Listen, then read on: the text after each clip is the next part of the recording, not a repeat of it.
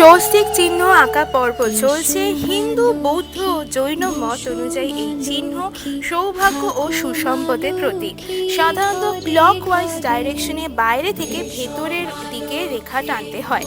সবার প্রথমে আমি যেটি করলাম সেটি হলো ধর্ম, অর্থ, কাম ও মোক্ষের প্রতীক। তারপর এখন যে রেখাগুলি টানলাম তা হলো সাউচ্য, সামীপ্য, সালোক্য ও সারূপ্যের প্রতীক।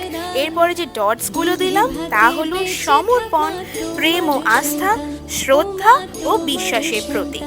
আর এখন যেটা করছি তা হলো মেনলি মন, বুদ্ধি, চেতনা ও অহংকারের প্রতীক এবং সমস্ত কিছুর মাঝে থাকে ব্রহ্মা।